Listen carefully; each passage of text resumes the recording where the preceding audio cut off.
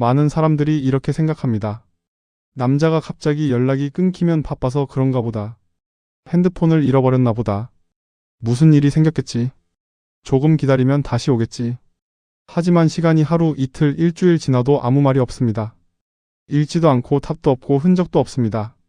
그리고 남겨진 사람의 머릿속은 지옥이 시작됩니다. 내가 뭘 잘못했나? 어제 말실수했나? 부담 줬나? 다른 여자가 생겼나? 처음부터 장난이었나? 오늘은 많은 사람들이 가장 힘들어하는 질문. 남자가 갑자기 잠수 타는 진짜 이유. 겉으로 보이는 핑계 말고 그 안쪽 심리. 말하지 않는 본능.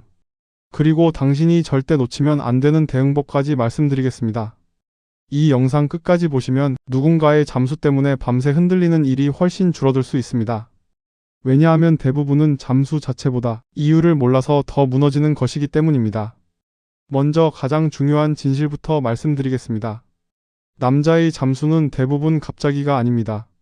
당신 눈에만 갑자기일 뿐 그 사람 마음속에서는 이미 며칠 몇 주 전부터 멀어지고 있었을 가능성이 큽니다. 이건 굉장히 중요합니다. 여성은 관계의 변화를 말로 확인하려는 경향이 상대적으로 높습니다. 서운하면 묻고 이상하면 느끼고 대화로 풀고 싶어 합니다. 반면 일부 남성은 관계의 문제를 느껴도 말로 정리하는 능력이나 의지가 부족한 경우가 있습니다. 그래서 속으로 이렇게 갑니다. 좀 식은 것 같다. 요즘 귀찮다. 맞지 않는 것 같다. 설명하기 싫다.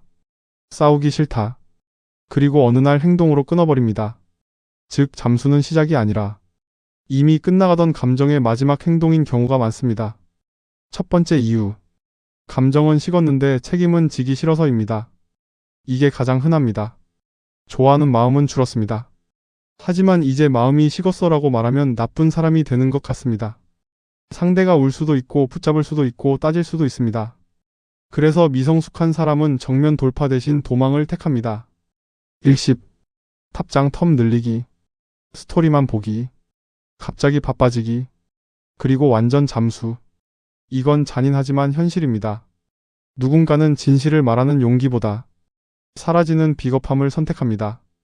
두 번째 이유. 당신 때문이 아니라 자기 문제 때문입니다. 많은 분들이 여기서 크게 착각합니다. 잠수 타면 내가 부족해서라고 생각합니다. 하지만 실제로는 회피형 성향, 낮은 책임감, 감정 처리 미숙, 스트레스 대처 능력 부족 때문에 잠수 타는 사람도 많습니다. 이런 사람들은 연애뿐 아니라 인생 전체에서 비슷합니다. 일도 미룹니다. 불편한 대화 피합니다. 문제 생기면 사라집니다. 감정 설명 못합니다. 즉 당신과의 관계에서 드러났을 뿐 원래 갖고 있던 패턴일 수 있습니다.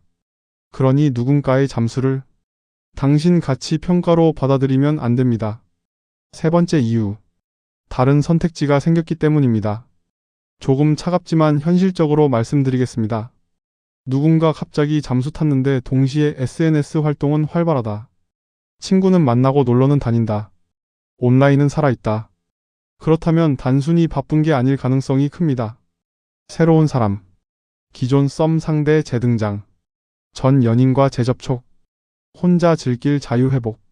사람은 우선순위가 바뀌면 행동이 바뀝니다. 연락은 의지의 영역입니다. 정말 관심 있는 사람에게는 10초면 탑장합니다.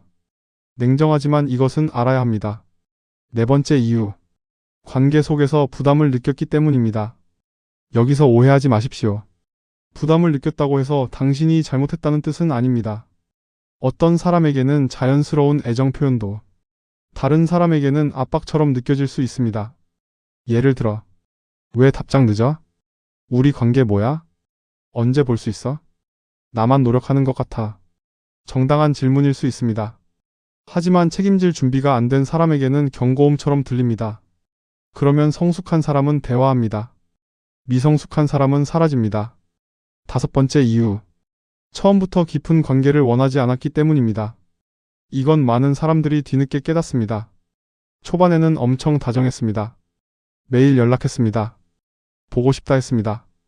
미래 이야기까지 했습니다. 그런데 갑자기 잠수. 왜 그럴까요? 처음의 열정이 진심이 아니라 순간 감정, 외로움 해소, 관심 욕구, 심심함 해결이었을 수 있습니다. 일부 사람은 관계를 책임이 아니라 기분으로 시작합니다. 기분 좋을 때는 뜨겁고 기분 식으면 사라집니다. 그래서 초반 과몰입형 사람일수록 후반 잠수형일 가능성도 있습니다. 이제 가장 중요한 부분입니다. 잠수당한 사람의 뇌에서는 무슨 일이 벌어질까요? 연락이 오다 끊기면 뇌의 보상 시스템이 흔들립니다. 원래 오던 연락은 작은 보상이었습니다. 메시지 알림, 관심 표현, 기대감.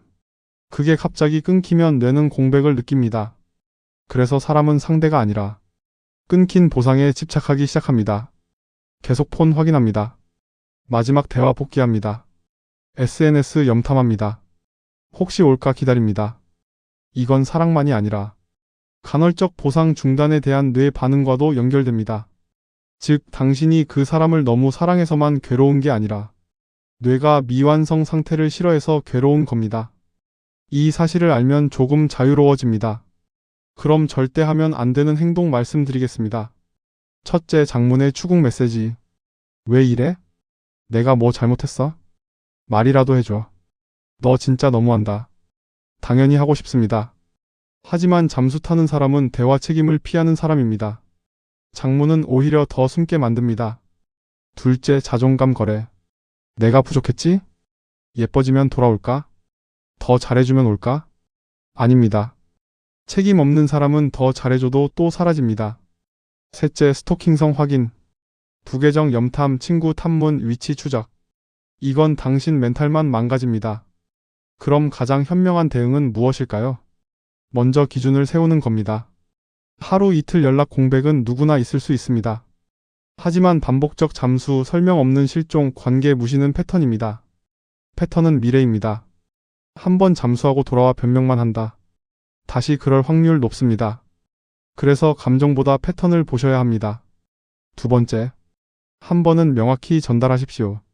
무슨 일이 있는 건 이해하지만 설명 없이 사라지는 방식은 내가 원하는 관계 방식은 아니야.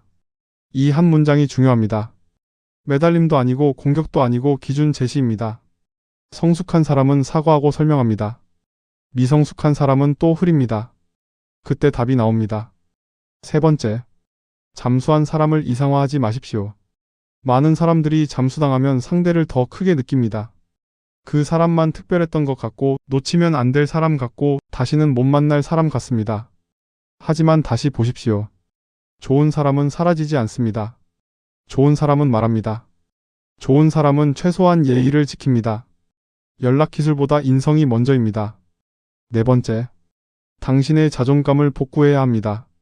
잠수당하면 사람은 버려진 느낌을 받습니다. 그러나 버려진 것이 아니라 걸러진 것일 수도 있습니다. 당신 인생에서 대화 대신 실종을 택하는 사람의 본성이 드러난 것입니다. 늦게 알수록 더 크게 다칩니다. 빨리 알았다고 생각해야 합니다. 그리고 여기서 정말 중요한 한마디 드리겠습니다. 누군가의 잠수는 당신의 매력 부족 증명서가 아닙니다. 그 사람의 소통 수준 진단서일 가능성이 더 큽니다. 이 문장을 꼭 기억하십시오. 혹시 지금도 기다리고 계십니까? 읽지 않은 채팅창, 답 없는 메신저, 혹시 올까 싶은 알림. 오늘부터 기준을 바꾸십시오. 나를 불안하게 만드는 사람을 기다리는 삶이 아니라 나를 존중하는 사람을 선택하는 삶으로 가야 합니다. 연애는 애타게 만드는 사람이 아니라 안정감을 주는 사람과 해야 오래 갑니다. 설레게 하는 사람보다 신뢰하게 하는 사람이 귀합니다. 마지막으로 말씀드리겠습니다. 갑자기 잠수 타는 사람의 진짜 이유를 완벽히 알아내는 것보다 더 중요한 건 그런 행동을 당했을 때도 흔들리지 않는 당신의 기준입니다.